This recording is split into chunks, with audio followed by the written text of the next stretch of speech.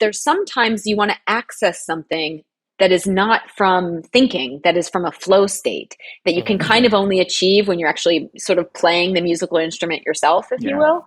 And Yeah. so I found Daniel and just felt like it was such a great collaboration because he was someone who got that and we could have all the hot debates that produce the best kind of movie, that when you're working with an editor at the same time we could both like do that more subconscious work of getting to just like be on the machine ourselves.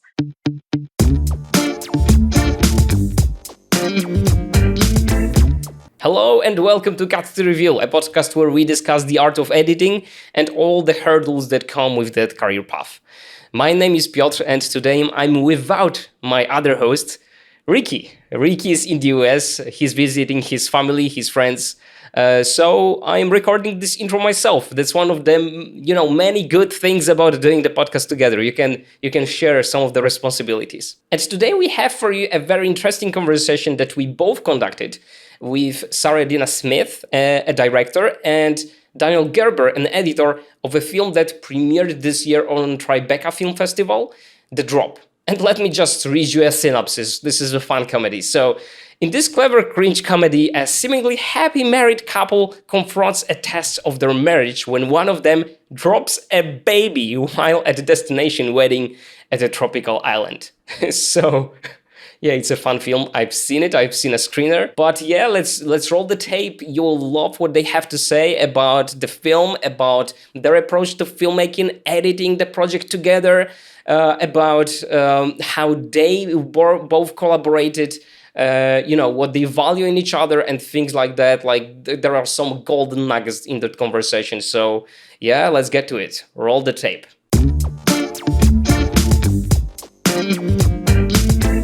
You both edited, directed, produced, right? So if you can talk about your experience so far and how did you know that you want to focus on directing, in your case, Sarah, and on editing, in your case, Daniel? Yeah, sure. Well, I guess actually it's cool that both of you have backgrounds in doing some documentary work because that's where I started out. I basically right after finishing up with college had nothing to do, and so I started out by working as an editor for a former teacher of mine named Pacho Velez. And so we worked together for a number of years on a project called The Reagan Show, which was an all archival documentary with like thousands of hours of footage. So it was a huge task and honestly one of the best ways of learning how to edit because I was just so inundated with footage and had to be totally familiar with all of it. And that was really, I think, one of the first times that I truly fell in love with editing, just having to craft the story from this really unshaped mass of footage. And so I guess I've never liked the idea of being pigeonholed or pinned down. So Yeah. I don't really think of myself exclusively as an editor, even though that's mostly what I do. And I also don't only stick with documentary or with fiction. I like sort of hopping the fence, trying different things, wearing different hats, because I find that all of those things can really help enrich every other part of my practice. So I guess I'm currently working on my third narrative feature, and I've cut 2 feature docs, and I'm moving on to another one after this. So, Oh, fantastic. yeah. I didn't know I wanted to do any of this until I think a little bit later than most people. It really wasn't until after college that I started to get into filmmaking, and it really started through like weird experimental video art that no one shall ever see. But I learned to edit because, I just never had any money. So I was always just doing everything, myself. And just like, I remember I learned to edit on like a cracked copy of like Final Cut 2 or something like that, Damn. and Yeah. I've always just been kind of self-taught and making mistakes and doing things the hard way until someone finally comes around and is like, there's a quickie that just does what took you 10 minutes, you could do in 2 seconds. And then you're like, no, that's like the story of my learning to edit essentially. And yeah, I always edited my own movies, again, just out of necessity, but it also just ended up becoming a really pivotal part of my film. Like it's how I think as a filmmaker now, because I started that way. It's very hard to make a living in indie film. I don't know if anyone's ever told you that before. Yes. So, it's only recently that I've been able to like have a paid career doing this. But before that, for most of my time, I was we had a design studio to pay the bills, but also I was working as a freelance editor in for like commercials or industrials or all kinds of things. And so I was doing a lot of editing all the time, and it became, for me, it's almost more comfortable than writing. I mean, I'm a writer as well, but it's like editing feels like writing. And I realized why I wanted to edit this movie with Daniel and get back to being an editor again too, was the previous movie was a studio movie where literally I wasn't allowed to touch the keys on a union film, you know? And it was like, and I had edited all my other films, and it's hard for me because I love working with other editors. I actually really like that experience of having that dialogue. But there's sometimes you want to access something that is not from thinking, that is from a flow state, that you can kind of only achieve when you're actually sort of playing the musical instrument yourself, if you will. And so I found Daniel and just felt like it was such a great collaboration because he was someone who got that, and we could have all the, you know, really hot debates that produce the best kind of movie, that when you're working with an editor at the same time, we could both like do that more subconscious work of getting to just like be on the machine ourselves. And so it became a really great best of both worlds scenario. Amazing. We'll get to the workflow in a second, but just give us a little bit more context about the drop. How did the project, came to be? So the drop came about. It's funny because it's like I never thought, it's my first comedy, and honestly, I never thought I'd be making a comedy. It was sort of like this, a project I felt like I was like cheating on my more serious self by making. We wrote it, my writing partner on this, he and I wrote it pandemic style. Like we were only ever on Zoom together, and it was like supposed to be this little self-contained, pandemic movie that we shot, in a sort of COVID bubble. But it came about because my husband and I, we were like, are we going to procreate or not? We've been together 17 years, and it was like, we really need to sort of make a decision. And I was much more ambivalent than he was.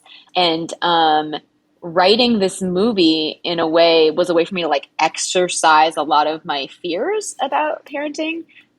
Because he once said to me, I was talking about this movie I absolutely adore, Force Majeure. And I was like, oh, what would be Force Majeure if you haven't seen it? I don't think this is a spoiler. It's like this comedy that comes out of the fact that this man violates a sort of primal tenet of manhood, to protect your family at all costs in this instant. And it's like the fallout in his marriage of what happens from that. And I had asked my husband, I was like, oh, what would be the female equivalent? Like, what would a woman have to do to violate that sort of primal womanhood? And he was like, I don't know, you could drop a baby. And I was like, wait a second, what if it was an accident? And he was like, I don't know, I guess I would just wonder if I married a dud.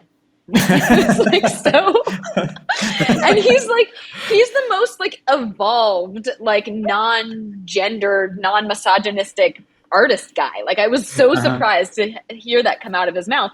But it to me, it made me laugh because it must be getting at something like deep in his bones and like in our animal selves, sort of something true. And so yeah, anyway, so the idea was sort of born of that. And literally I was like, are we going to make a baby or not as we were writing it? And then I ended up getting pregnant and then shooting it 8 months pregnant. The whole thing was this like weirdly parallel exercise in becoming parents. And my husband is the DP. So he was like, there for all of it. Multiverse. Wow. Yeah. And then I gave birth, and I as I was giving birth, Daniel was putting together his first assembly, and then and he was so amazingly patient because we weren't sure like when am I going to be able to come back and work or not, he was so flexible. But then like after like 3 weeks, like I love being a mom, it's great, it's also super fucking boring. And like after like 3 weeks of giving birth, I was already itching for like, I just need to like, I went back and started like sneaking into the office to edit again because I just found like I'm a better, more present parent if I can scratch that creative itch and do something else too. I can relate, definitely. I have two kids. Anyway, Daniel, so can you talk about workflow and how you worked together? Because I get a sense that you edited the feature together to some extent. So how did it work? Yeah, so it was very much a pandemic style workflow. And we had the pandemic, the fact that Sarah and I live on opposite coasts because she's in LA and I'm in New York. And then, of course, the baby in the middle of all of that. So we were only together for 2 relatively brief periods during the edit. We had the time that we were both on set. So basically everybody was off in the jungle hauling gear around and sweating. And I was like in an air conditioned office reviewing footage all day, every day and having little boxed lunches delivered to me. And then Sarah and I would kind of check in at the end of every day when she would get back from shooting. So she would be exhausted and I would be like, please, I haven't seen another human all day. Tell me what you're thinking. I'd come in, I'm like so super fat and pregnant and sweaty. I'm just like caked in sweat from like being in the jungle all day. And then I come into his like air conditioned room and it was like, oh, and yeah, got to have these nice check-ins. And he's like, tell me all the things. What's it like out there? Yeah.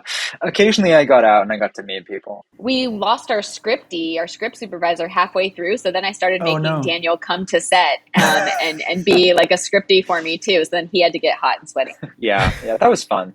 Wearing a different hat for a day or two. And then we also had a period of working together out of the Duplass Brothers Productions offices in LA for a few weeks, which was sort of when we were at the late rough cut stage and we were like really trying to figure out some core story issues. And that was great. I mean, I think both of us love being in the room together and love just the creative push and pull and the ability to just grab your collaborator and say, hey, check out this sequence. How do you feel about this? Yeah. That's, I think, way better than working remotely, but by necessity, we spent most of our time working remotely. And so that was enabled by a few different things. I would say most importantly, the Premiere Productions feature was really central to our workflow. So we had mirrored drives in New York and LA. And then our post supervisor, who's fantastic, Alex Regalado, she also has a mirrored drive. And so we set up a production while we were on set. And then basically that meant that Sarah and I, even if we weren't working the same hours across the country, we could just be sending each other projects at the end of every day or in the middle of every day and just kind of seeing what the other was working on. And that was also really helpful because we had scheduled a decent amount of time for maternity leave. And then I was surprised that Sarah was really itching to get back into the edit before I was supposed to come back. So I actually managed to squeeze in like a tiny short in the middle of the edit of this film.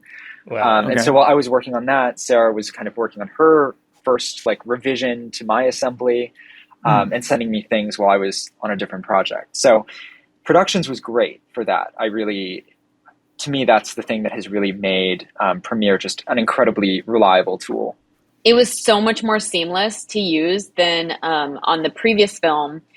We also had this weird remote setup because of the pandemic. I can't remember the name of it even anymore, but it was so buggy and so much more expensive. We were editing on Avid and it drove us crazy every day because actually the footage was on these servers in New York. And it was just like, the footage was always out of sync sound wise, but in a different way every time, which is like maddening. So you can't even like, you know, get used to the way it's out of sync. It was like surprise sync every time. And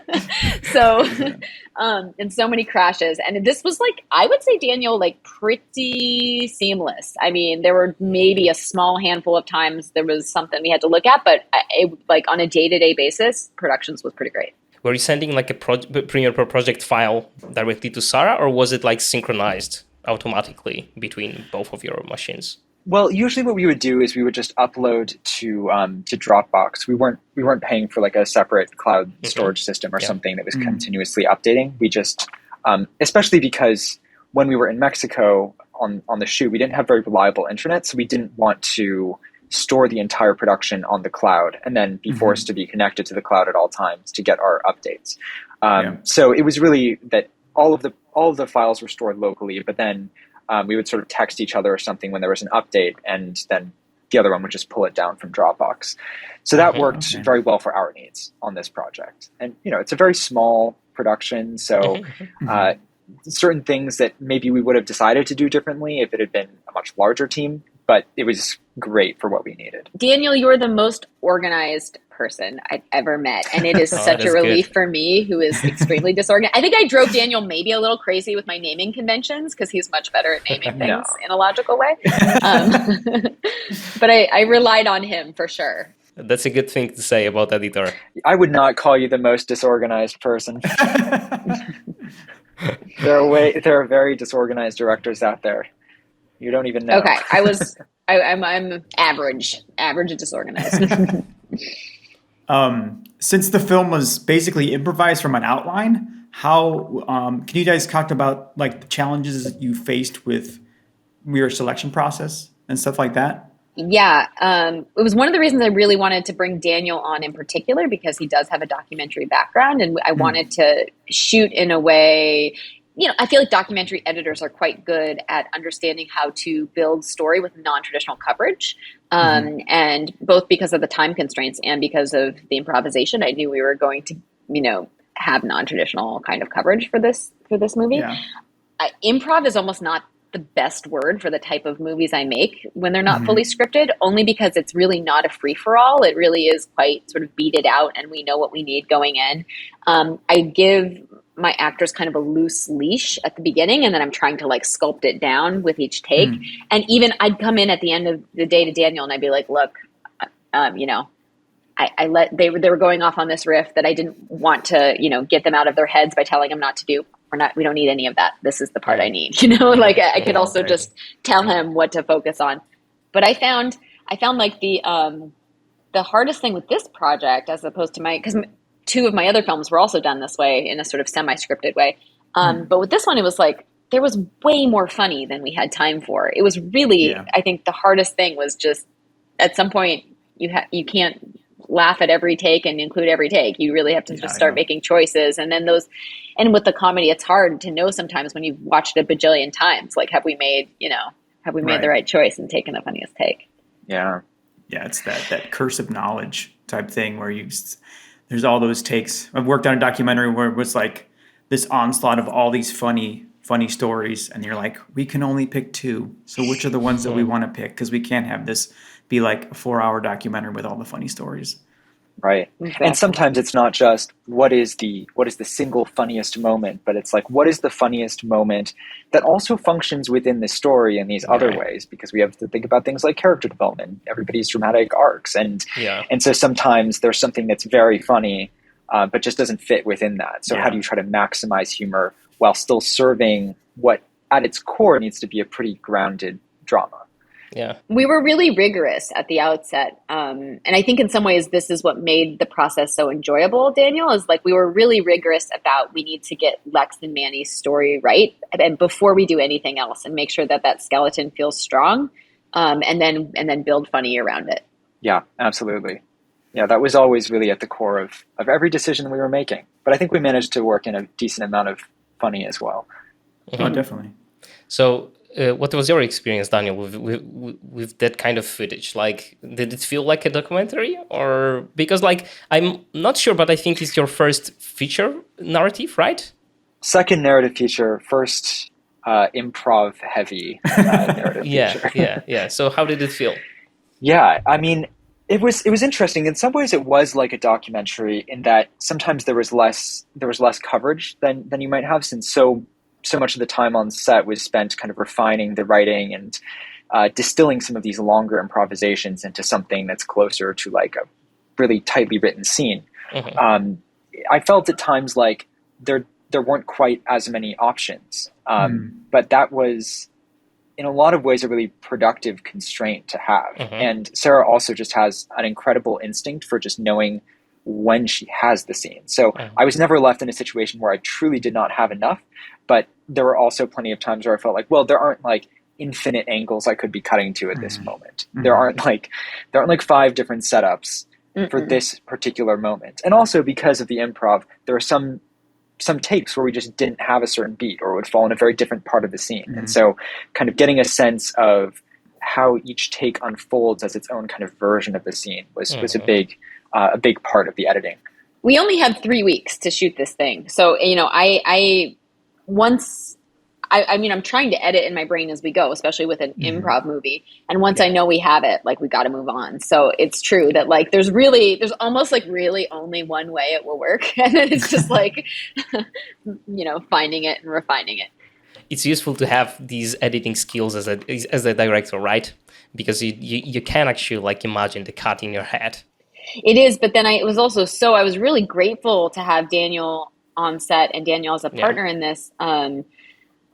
Only because, I was really hot and pregnant. So it was also like really great to have another editor's brain around. To make it helped my confidence and being able to go back the next day and be like, we got that, right? We got that. And him like, yeah, you got it. Don't worry about it. It was just it helped my confidence every day, having him affirm what was happening, or even being able to say, like, yeah, you got that, but maybe just take a look at this. You might want to, if you have time, think about either a pickup here or, track this performance here. It was just really nice to have a bouncing board. And I don't think I would ever go back to editing alone. Actually, it's so lonely to edit alone. Feels like the best way. It also is a way for us to get to keep our eyes fresh, like when he was doing his pass, I was taking a break. When I was doing my pass, he was taking a break. And then we got to come together. And really, I think, the best work happened, as Daniel said, in person. During that short time we were in person, that's really where the movie got made in its final form. Yeah, that's a great way of working for sure. Especially with the fresh look, the fresh eyes on it, because I think that's like one of the crux of being an editor, is that you get too close to a film or a project and then you're like, this all looks like crap, or this isn't working, and then you show it to somebody like, this is the greatest ever. So you get that, or this is the worst ever, and then you get that confirmation, and then you can really tell like what the work that you're doing and how it's affecting people and the audience. Yeah. Getting feedback is so hard and so necessary. It's like it's like you have to do that, like testing it with other people, and yet it can be incredibly confusing because you show 10 people and they have 10 completely different reactions, and like well, that's not helpful at all. But what it's actually forcing you to do is just to look at it fresh through other people's points of view and start to have, discussions you might not have had before had they not seen. Yeah. The way we like to talk about it is that it's a synergy between the director and the editor, right? And that's what you're aiming for that synergy to work. Daniel, you can tell me if I succeed in this or not, but I tried to, once I was in editor mode, not be director mode, to really just be an editor with you and not try to leave everything that happened on set behind, so that I could just see it just as an editor with you and not be precious about stuff. Oh yeah, absolutely. I mean, I don't know if, I guess consciously maybe you're wearing your editor hat instead of your director hat, but to me it just seemed like you were a director with virtually no ego in the process. And I mean, I was so amazed constantly by how little Sarah seemed to care about what her preconceived notions about the project were. I mean, it's very liberating to be able to throw things out if they're not actually working, however great they might have sounded on the day, or however great it might have seemed in the assembly before we really understood what the movie was. And if something isn't working, it's got to go. It's very refreshing to work with somebody who's not going to fight tooth and nail to keep things. Yeah. Same with you though, Daniel. Like I really respected that about you. Like you also were very, of all the editors I've worked with, you're always so willing to just try things, which I really find refreshing. Rather than having, a tooth and nail debate about whether or not the thing should be tried, you always just jumped in and tried it, even when it was a pain in the ass. And it was just like so refreshing and so nice to be able to work with someone who is willing to just take leaps and try things and not be ego driven at all. Well, thanks. I mean, I often feel like it's a lot easier to just try things than to hash them out. Like talking about it takes so long, and if you're fast enough at the keys, you can just actually look at that version of it and say confidently, no, this doesn't work, or, oh, this works really well. And it doesn't necessarily need all the discussion around it. I think where it really gets difficult is when the two versions seem to have different strengths or maybe are virtually indistinguishable. And then you kind of have to hash it out. It kind of goes back to, Sarah, what you were talking about with the flow state. Like once you start getting into stuff, you don't want to like stop it by like, okay, let's reconvene and talk about it. Let's just cut it and see what actually happens. Well, that was kind of what was nice when we were working at the Duplass office. Daniel and I each had our own little editing room. So we could both disappear into like our flow state. And then once we were ready, be able to walk over and be like, hey, come look at this, or hey, come look at this. And so, yeah, it was just a really nice way to be able to experiment and then be able to test that experiment really quickly with each other. Yeah, that's great. I mean, with all the discussions that you were having and stuff, and to go back to the characters in the film, were you guys having discussions about this is the amount of time that these characters are going to have on, or was there like a set time, or you guys were just kind of like feeling it out, going along with it? I think we were really mostly concerned about that central storyline and then how the other characters could be serving that storyline. And then in terms of how we would like, I can't remember, Daniel, but I think we would just sort of divide work based on like who was more excited about trying an idea or something. So it'd be like, oh, you go do this one. You seem to really be on fire about that idea, and I'll go try this other idea. Or sometimes because this is where I would just like get to be a bratty director, and I'd be like, well, that sounds like a pain. You do that. I could do the easy one. That was the luxury of being the director in that moment. That's a good one. That is good. A question to both of you. For someone who has done like a lot of editing, but hasn't done any feature narrative yet, what advice would you give to that person? How to get that first gig? Because, you know, the thing with the first gig is that you have to have experience with the same thing. And if you don't, it's hard to get it. So what advice would you give? Daniel, how did you get your first feature gig? Well, I mean, I think part of it was luck. I just happened to be old friends with the first narrative feature director I worked with. So it is really just so much about a combination of relationship building and then also just being willing to do things in a way that's scrappier than people who are more established, maybe. Mm-hmm. So in that case, it was on a film called Cam. It's now on Netflix. And that project was pretty low budget. I didn't have an assistant editor for much of the time. And I think that I had heard that the production company that was involved in that had a habit of replacing their editors at a certain point in the process. And so I was sort of hanging on with this little asterisk next to my title, like, well, you could also just be replaced by somebody more senior once you have an assembly of the film. and I didn't get fired. So I think that part of it is just being willing to take those kinds of risks and put yourself out in these pretty challenging situations and try to tough it out. Yeah. And I mean, I guess in this case too, it was a lower budget affair. We didn't have an assistant editor on the project. So I was doing a lot of the kind of organizational tasks that an AE would ordinarily take on. And also just because of the challenges of working on this schedule with Sarah's pregnancy and working on opposite coasts and all of that. I mean, it was an unusual production in a way, which didn't bother me at all. But I suppose for the wrong editor, it could have been a problem. Yeah. I mean, to be crass as a producer, because I'm also a producer on this project, we sort of knew we couldn't bring on someone who maybe had done 10 features. Like we needed somebody who still like had that hunger for wanting to do a narrative feature. And so Daniel was at the right place in his career for this project, just because it was like this crazy, we like, okay, job is yours, but you got to be really flexible and you have to do your own assistant editing. You want it? Yeah. You know? And so we were quite frankly lucky to get him. Yeah. I mean, this was a return to my indie roots with this movie, which was lower budget. But I think Daniel, the advice he's giving is really good, which is that like, look, you never want to be in a situation where you feel like you're being exploited or being taken advantage of.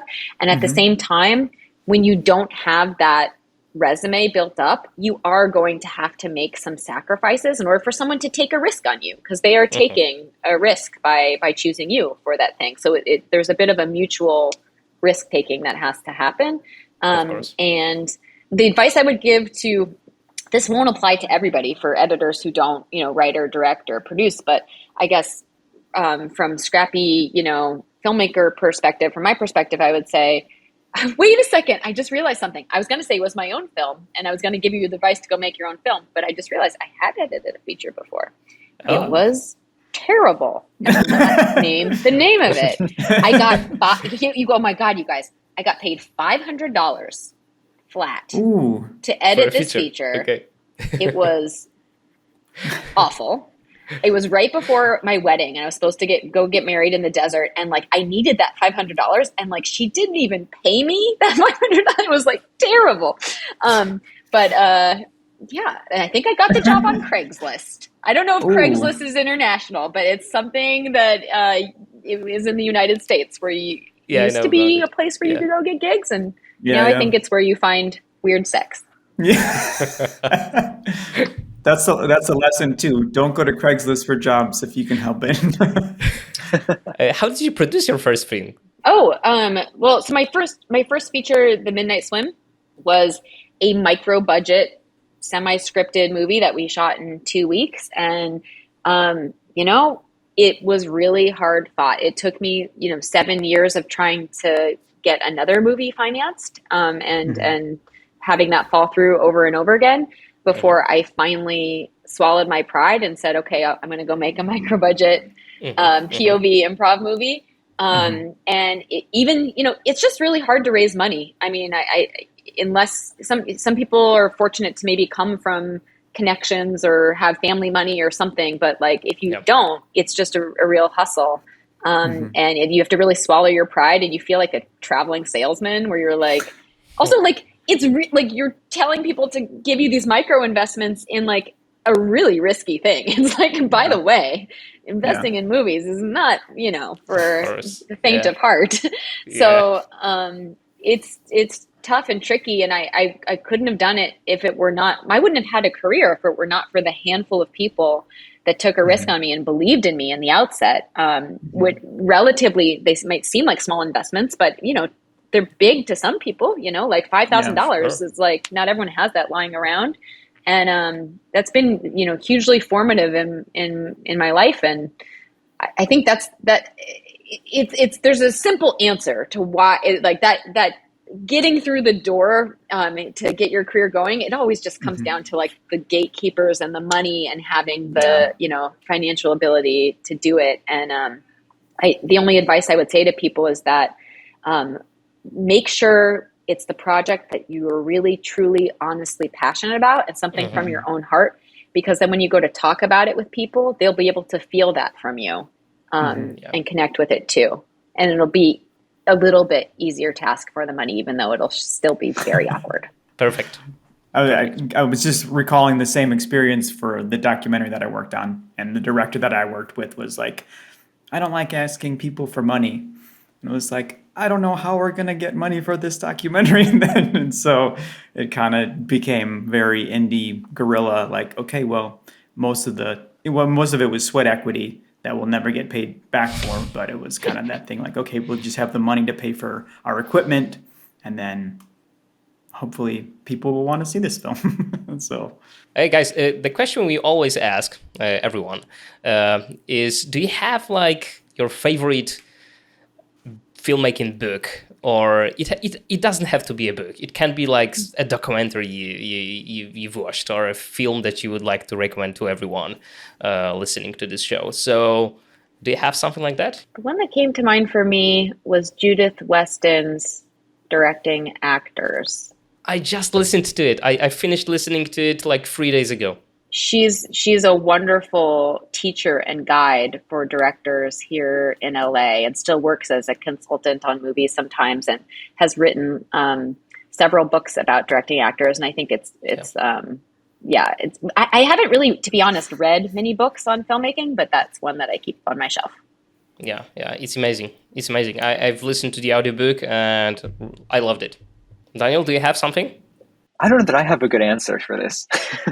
I like reading. I read a lot of interviews with editors, and often just learn interesting things from their stories, which is one of the reasons that I was excited to talk with you. But yeah, I wish there were better books about editing, and I know that many of people have spilled a lot of ink on the subject. But at the end of the day, it's just really hard to distill the kinds of lessons that you can only really learn by doing it. That's true. That's true. Is there anything that you would like to add to the conversation, or or I don't know, you can brag about your next project or something like that, like I think the thing that was flashing across my mind is I'm just so excited to see what the next generation of editors and filmmakers is going to bring to the craft. I mean, obviously the tools of storytelling are at everybody's fingertips now in a way that I think is exciting and deceptive, because I think everybody just thinks that they're a filmmaker editor too. And I think that sort of it's like yes and no, a little bit of both, but I can't wait to see as this generation steps into their careers, how they're going to bring such a fresh point of view and rhythm to filmmaking. And I just find that to be, refreshing and awesome. Definitely. That was supposed to be like, here's a talking point. Now you guys talk about this. I agree. That seems like such a great place to end. Where can people follow your guys' work?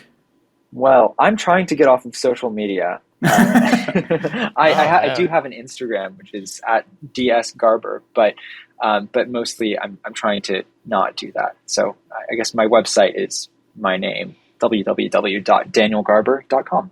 I am also trying to get off of social media. I'm actually doing this thing recently, which has been like very good for my mental health, which is like, especially on weekends, just putting my phone down altogether, which is really nice. But I occasionally do post on Twitter at just my name, at Sarah Adina Smith. And I do have an Instagram under the same thing. Yeah, I don't know. Keep a lookout for The Drop, which is having its festival premiere at Tribeca. It's an indie film, so we're going to be looking for a distributor. It probably won't be out to audiences for some time because then whoever buys it will put it into their distribution cycle. So it might not be available to audiences even for maybe another 6 months to a year, if not more. But keep a lookout for that. And then my previous movies, Birds of Paradise is available on Amazon Prime. Buster's Malahart, starring Rami Malek, is on Netflix. And The Midnight Swim was just given, that was my first micro-budget feature, was just given this sexy re-release by Yellow Veil and Vinegar Syndrome. They just released this like really killer Blu-ray with all kinds of like special features. And then it's also streaming on a bunch of different platforms, including Shudder, for those of you who like genre films. Sarah, do you have another film in the progress or not? I do. Well, I'm writing a bunch of stuff right now. So I'm in development mode and writing mode. And I just came from pitching a new TV series to record this podcast with you guys. So hopefully something will, move from development into pre-pro soon. But in the meantime, I'm just planting a lot of seeds and tending to my seedlings and hoping one of them grows. I'll put the good vibes out there for you. Thank you. Perfect, guys. Thank you for joining the podcast. Yeah, thank you so much for joining us. So you guys are awesome. So nice talking to you.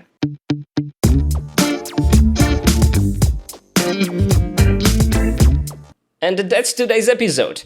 I don't know if you've noticed, but both of them had stressed how important the lack of ego in the other person is. Like both Daniel appreciated lack of ego when in the creative process in Sarah, as Sarah did in Daniel. So I think this approach where you just care about the story and nothing is personal, that the feedback is always like aimed to not to get your idea across, but to get the story better, to get the film better for the audience eventually.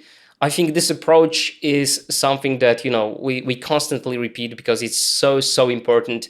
That is just something you have to acquire to be a professional in this space. And I've learned from this conversation a lot. I hope you did as well.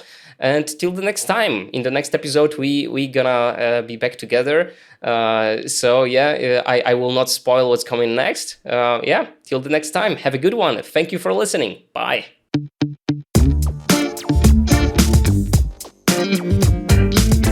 Are you still listening?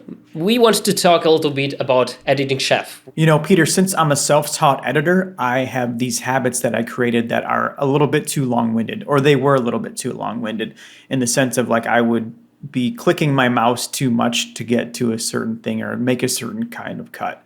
But honestly, since I signed up for the editing chef, like a lot of that stuff has gone away, and I've maximized the efficiency of my editing workflow, where now I have created like shortcuts and utilize keyboard shortcuts that I hadn't used before.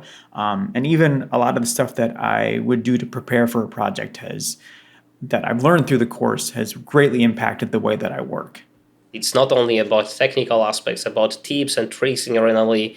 It's also about things like mindset, like the approach to organizing assets, and other things. Basically, like the workflow in editing chef is the word that covers everything from the moment you get the footage to the moment you deliver finished project to the client. So even client feedback and things like that, because all of these things actually have their effect on our efficiency and our approach to editing.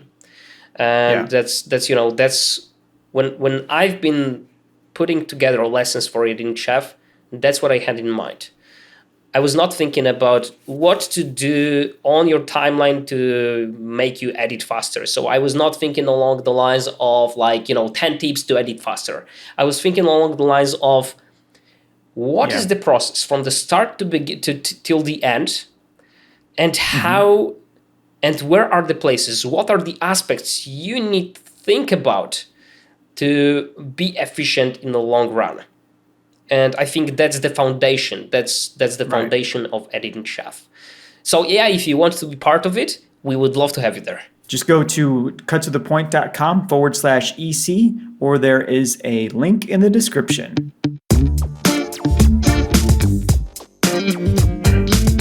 Thank you for taking time out of your busy day. If you like what you've heard, please rate, review, or subscribe on whatever platform you've listened to this on. Your reviews help other editors to discover the show, and tell your friends. Also, if you have any questions or comments, leave us a message at SpeakPipe. There's a link in the description, or email us at podcast@cuttothepoint.com.